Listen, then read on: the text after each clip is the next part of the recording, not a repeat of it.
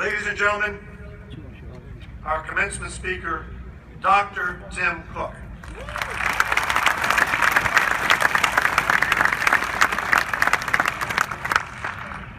Hello, GW. Thank you very much, President Knapp, for that kind intro, Alex.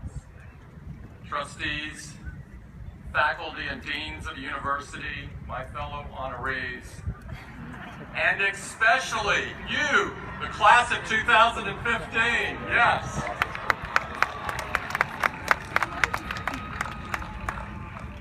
Congratulations to you, to your family, to your friends that are attending today's ceremony. You made it. It's a privilege, a rare privilege of a lifetime to be with you today. And I can't thank you enough for making me an honorary colonial.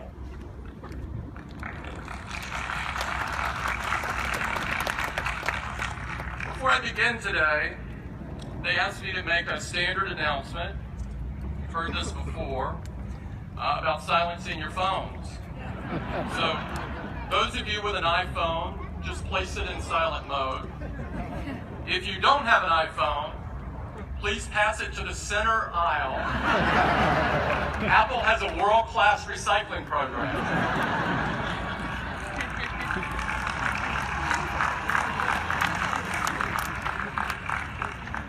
You know, this is really an amazing place. And for a lot of you, I'm sure that being here in Washington, the very center of our democracy, was a big draw when you were choosing which school to go to. This place has a powerful pull. It was here that Dr. Martin Luther King challenged Americans to make real the promises of democracy, to make justice a reality for all of God's children. And it was here that President Ronald Reagan called on us to believe in ourselves and to believe in our capacity to perform great deeds. I'd like to start this morning by telling you about my first visit here. In the summer of 1977, yes, I'm a little old, I was 16 years old and living in Robertsdale, the small town in southern Alabama that I grew up in. At the end of my junior year of high school, I won an essay contest sponsored by the National Rural Electric Association. I can't remember what that essay was about, but what I do remember very clearly is writing it by hand, draft after draft after draft. Typewriters were very expensive and my family could not afford one. I was one of two kids from Baldwin County that was chosen to go to Washington along with hundreds of other kids across the country. Before we left, the Alabama delegation took a trip to our state capital in Montgomery for a meeting with the governor. The governor's name was George C. Wallace. The same George Wallace who in 1963 stood in the schoolhouse door at the University of Alabama to block African Americans from enrolling. Wallace embraced the evils of segregation. He pitted whites against blacks, the South against the North, the working class against the so-called elites. Meeting my governor was not an honor for me. My heroes in life were Dr. Martin Luther King and Robert F. Kennedy, who had fought against the very things that Wallace stood for. Keep in mind that when I grew up, I grew up in a place where King and Kennedy were not exactly held in high esteem. When I was a kid, the South was still coming to grips with its history. My textbooks even said the Civil War was about states' rights. They barely mention slavery. So I had to figure out for myself what was right and true. It was a search. It was a process. It drew on the moral sense that I'd learned from my parents and in church and in my own heart, and led me on my own journey of discovery. I found books in the public library that they probably didn't know they had. They all pointed to the fact that Wallace was wrong, that injustices like segregation have no place in our world, that equality is a right.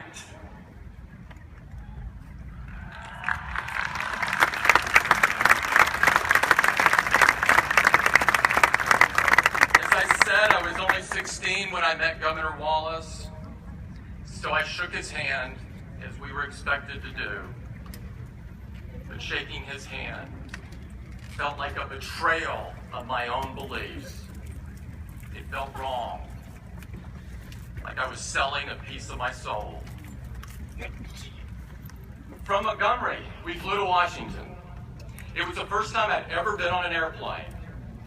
In fact, it was the first time I'd ever traveled out of the South. On June 15, 1977, I was one of 900 high schoolers greeted by the new president, President Jimmy Carter, on the south lawn of the White House, right there on the other side of the ellipse. I was one of the lucky ones who got to shake his hand.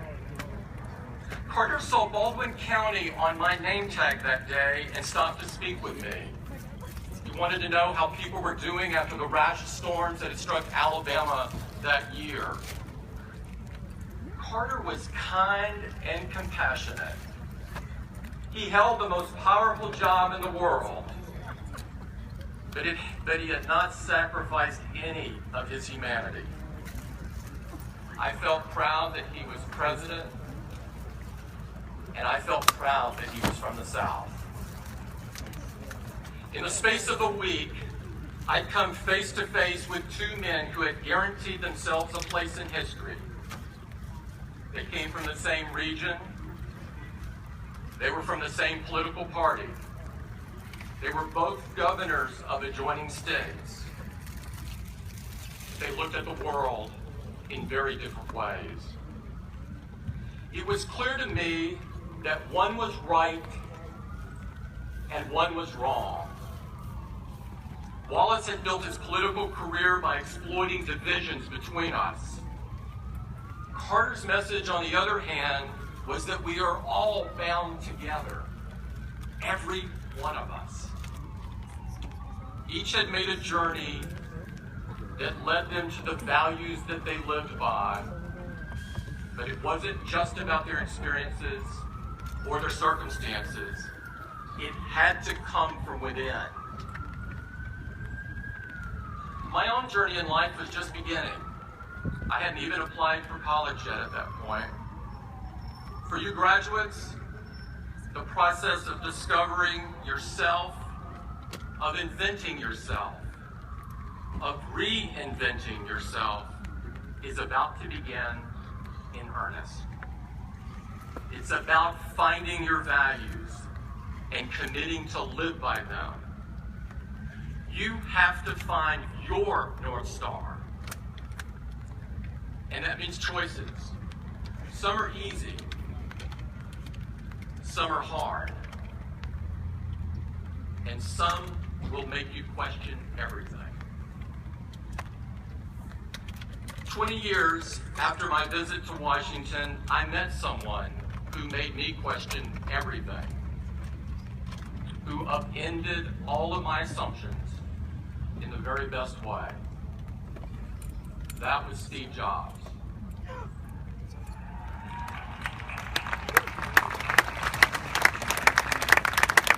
Steve had built a successful company.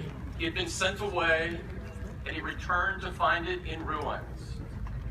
He didn't know it at the time, but he was about to dedicate the rest of his life to rescuing it and leading it to heights greater than anyone could ever imagine.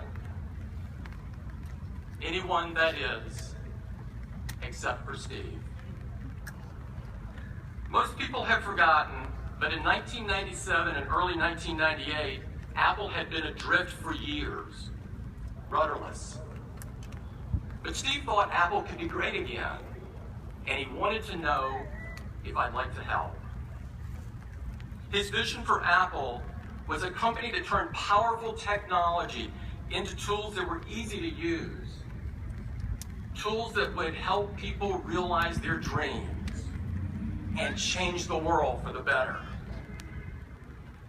I had studied to be an engineer and earned an MBA. I was trained to be pragmatic, a problem solver.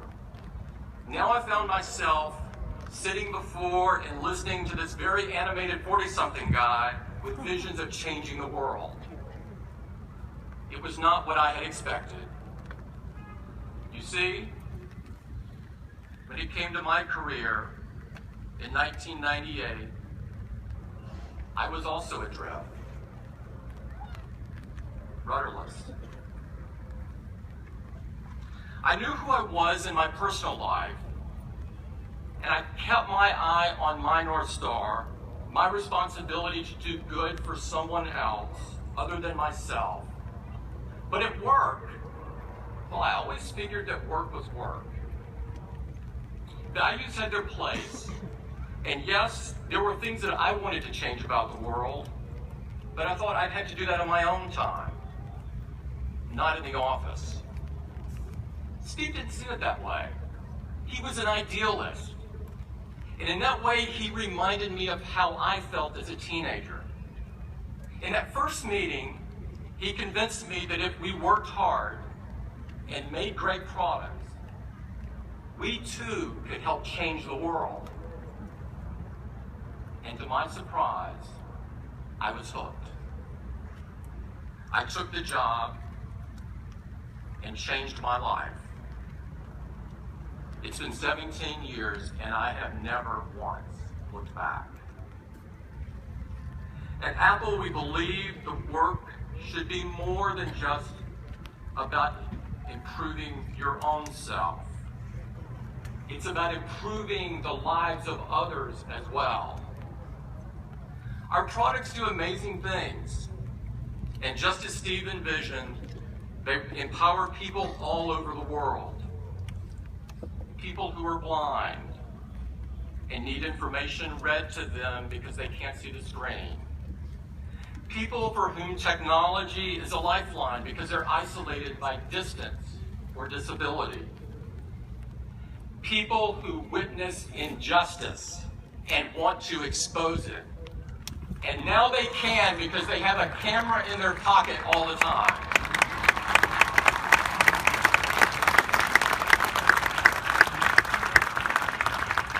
Our commitment goes beyond the products themselves to how they're made, to our impact on the environment, to the role we play in demanding and promoting equality, and in improving education. We believe that a company that has values and acts on them can really change the world. And an individual can too. That can be you. That must be you. Graduates, your values matter. They are your North Star. And work takes on new meaning when you feel you're pointed in the right direction. Otherwise, it's just a job. And life is too short for that. We need the best and brightest of your generation to lead in government and in business, in the science and in the arts, in journalism and in academia. There's honor in all of these pursuits. And there's opportunity to do work that's infused with moral purpose. You don't have to choose between doing good and doing well. It's a false choice, today more than ever. Your challenge is to find work that pays the rent, puts food on the table, and lets you do what is right and good and just.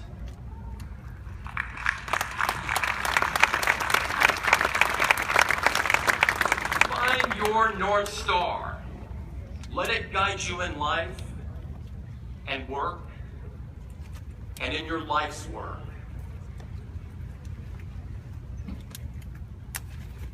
Now, I suspect some of you aren't buying this. I won't take it personally. It's no surprise that people are skeptical, especially here in Washington, where these days you've got plenty of reason to be. And a healthy amount of skepticism is fine. Though too often in this town, it turns to cynicism, to the idea that no matter who's talking or what they're saying, that their motives are questionable, their character is suspect. And if you search hard enough, you can prove that they're lying. Maybe that's just the world we live in. But graduates, this is your world to change. As I said, I'm a proud son of the South. It's my home, and I'll always love it. But for the last 17 years, I've built a life in Silicon Valley. It's a special place. The kind of place where there's no problem that can't be solved. No matter how difficult or complex, that's part of its essential quality. A very sincere sort of optimism. Back in the 90s, Apple ran an advertising campaign we called Think Different. It was pretty simple. Every ad was a photograph of one of our heroes. People who had the audacity to challenge and change the way we all live. People like Gandhi and Jackie Robinson, Martha Graham and Albert Einstein, Amelia Earhart and Miles Davis. These people still inspire us. They remind us to live by our deepest values and reach for our highest aspirations. They make us believe that anything is possible.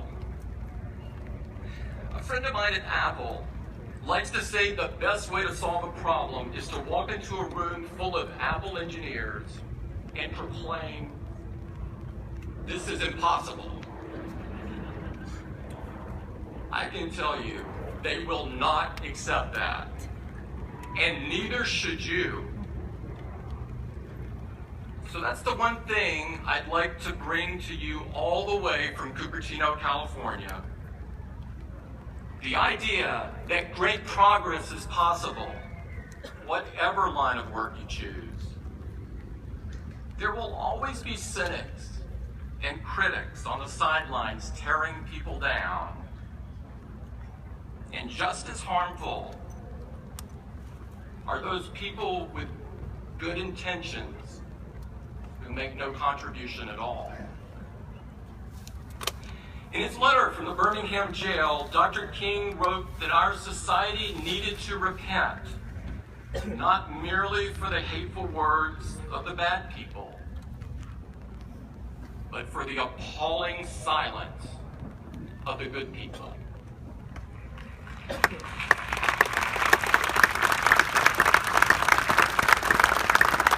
The sidelines are not where you want to live your life. The world needs you in the arena. There are problems that need to be solved, injustices that need to be ended, people that are still being persecuted, diseases still in need of cure. No matter what you do next, the world needs your energy, your passion, your impatience with progress. Don't shrink from risk. and tune out those critics and cynics. History rarely yields to one person, but think and never forget what happens when it does. That can be you. That should be you. That must be you.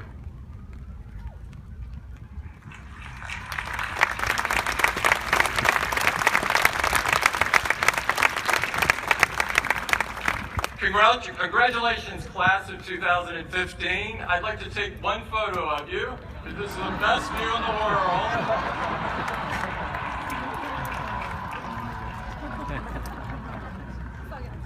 And it's a great one. Thank you very much.